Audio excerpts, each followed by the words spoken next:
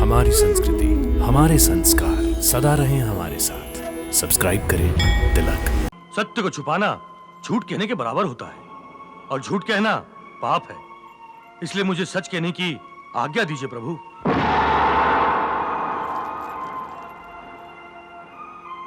यदि मैं ये सच नहीं बताऊंगा तो संसार इस युद्ध के सत्य को जान नहीं सकेगा। परंतु ऐसा कौन सा सत्य है जो हम इस युद्ध को लड़कर भी नहीं जान सके? है, बहुत ही गहरा सत्य है। हे सत्यवचना बर्बरीक, हमें बताओ कि तुमने इस महायुद्ध में वो कौन सा सत्य देखा है। बताओ। इस युद्ध में मैंने एक ऐसा चमत्कार देखा है महात्मन, जो सबकी आंखों से छुपा था। चमत्कार? और युद्ध भूमि में? हाँ देवी, मैंने युद्ध में भगवान श्री कृष्ण की लीला देखी है। अनोखा चमत्कार देखा है। इस युद्ध में मैंने केवल भगवान श्री कृष्ण का सुदर्शन चक्र देखा है, जो सारे अधर्मियों का संहार कर रहा था।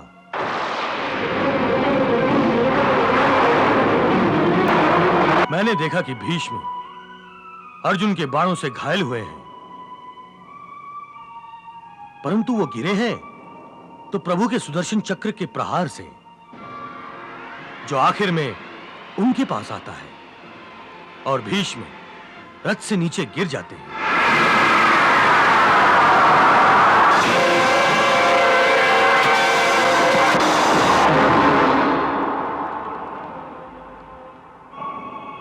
यही चमत्कार जयद्रथ के वध के समय भी मैंने देखा।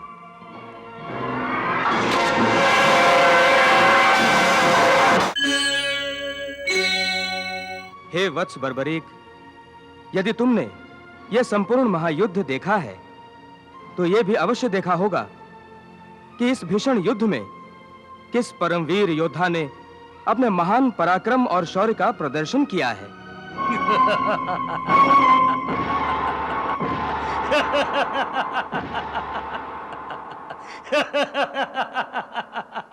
हाँ बताओ बर्बरीक, किसने कितना संहार किया है? तुम फिर इतना हंस क्यों रहे हो बर्बरीक? हंसने जैसी तो बात है देवी। क्यों? क्या युद्ध के बारे में पूछना हंसने जैसी बात है? क्षमा कीजिए देवी, युद्ध में पराक्रम दिखाना योद्धाओं के लिए गौरव की बात होती है, परंतु इस महायुद्ध में मैंने किसी को भी पराक्रम दिखाते हुए नहीं देखा।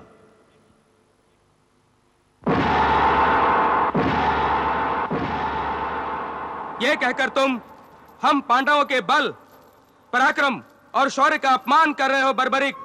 मैं किसी का अपमान नहीं कर रहा हूं वीर नकुल। मैंने इस युद्ध में जो देखा है उसी सत्य को दोहरा रहा हूं। नहीं बर्बरीक, नहीं। जो तुमने अपनी दिव्य दृष्टि से देखा है वो किसी और ने नहीं देखा है।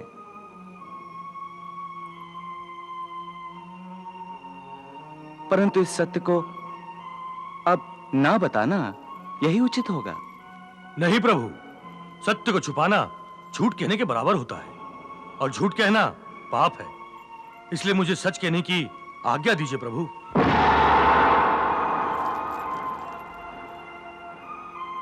यदि मैं ये सच नहीं बताऊंगा तो संसार इस युद्ध के सत्य को जान नहीं सकेगा। परंतु ऐसा कौन सा सत्य है जो हम इस युद्ध को लड़कर भी नहीं जान सके? है, बहुत ही गहरा सत्य है।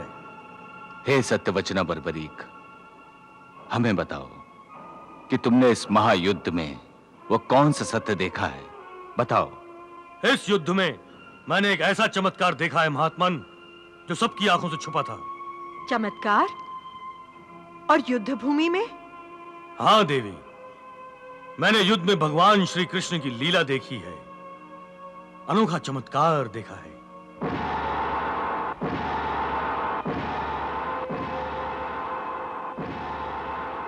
इस युद्ध में मैंने केवल भगवान श्री कृष्ण का सुदर्शन चक्र देखा है, जो सारे अधर्मियों का संहार कर रहा था।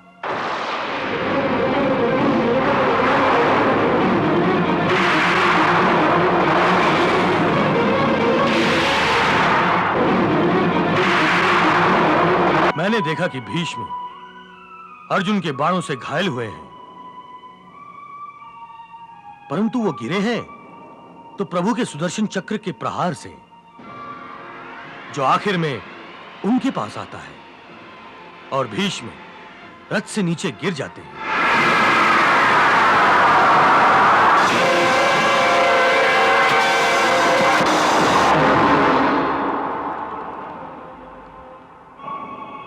यही चमत्कार जयद्रथ के वध के समय भी मैंने देखा।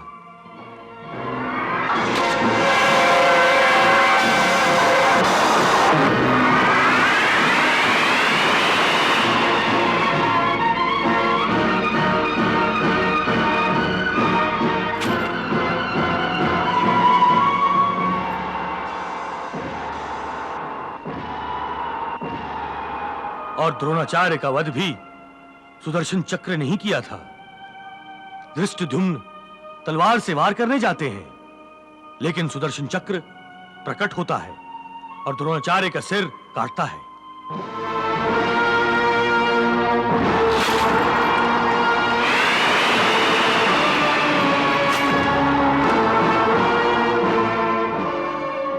दानवीर कर्ण का वध भी प्रभु के सुदर्शन चक्र द्वारा ही हुआ था।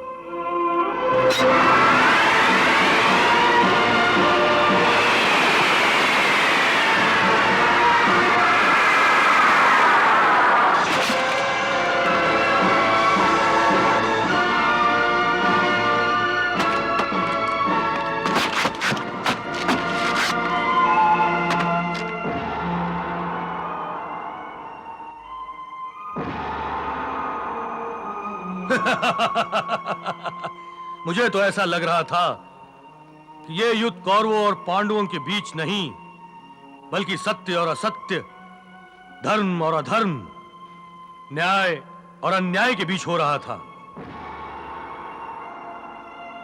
प्रभु श्री कृष्ण ने सत्य, न्याय और धर्म का नेतृत्व करते हुए अधर्म का संहार किया है और पांडवों के रूप में धर्म को विजय दिलाई है।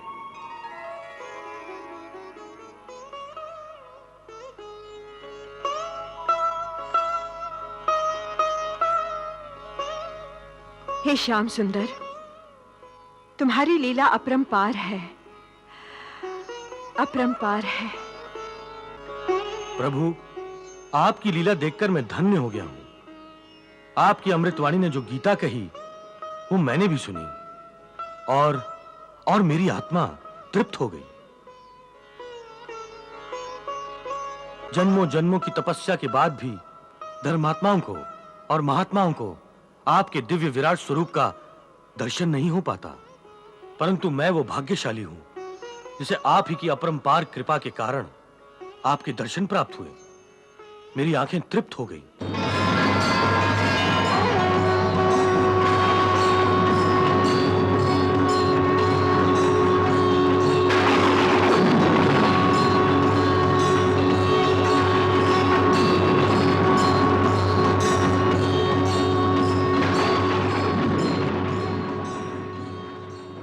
प्रभु, आपके विराट स्वरूप में इतना तेज था कि मानो हजारों सूरज एक साथ चमक रहे थे, परंतु आपका दिव्य चतुर्भुज रूप चंद्र के समान शीतल था।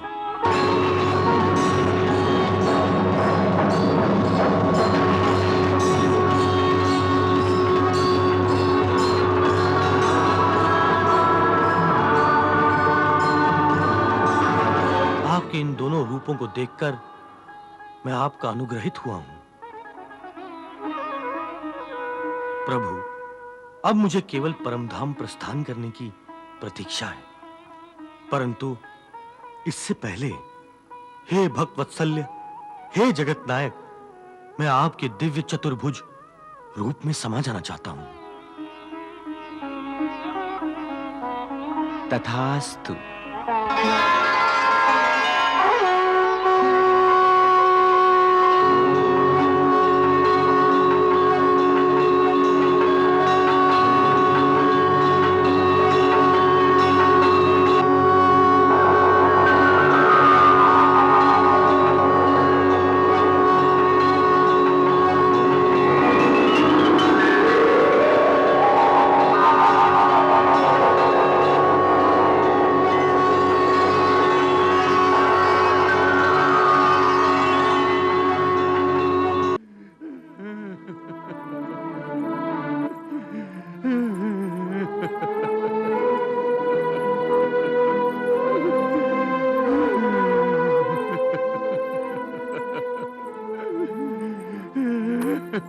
महाराज, महाराज, महाराज, महाराज, क्या हुआ? आप क्यों रो रहे हैं? महाराज, बताइए ना। गांधारी, जिसके 100 के 100 पुत्र मारे गए हों, उसे तो जीवन भर रोना ही है।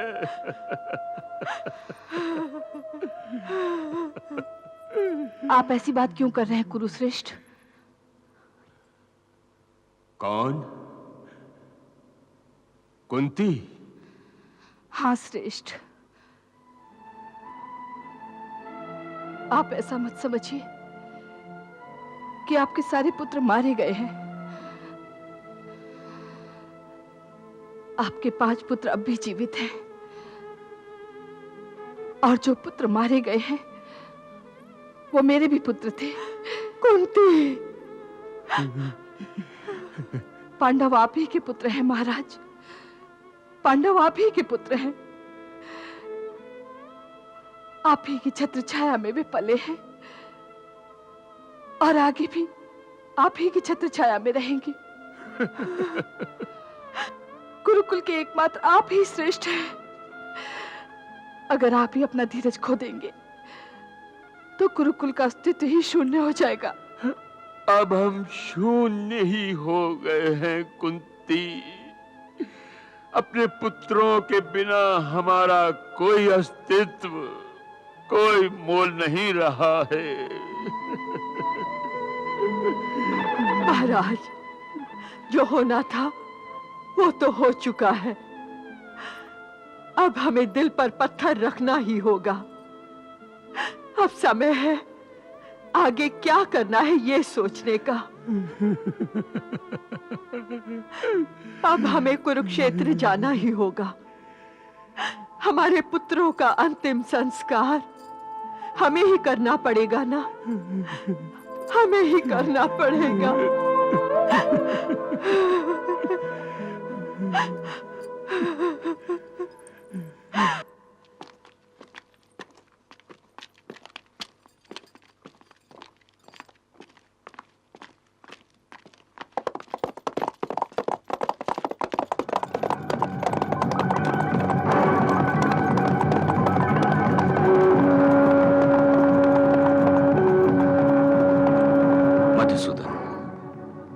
अब इन घोड़ों के टापों की आवाजें सुनकर दिल की धड़कनें तेज हो जाती हैं, युद्ध की यादें ताजा होने लगती हैं।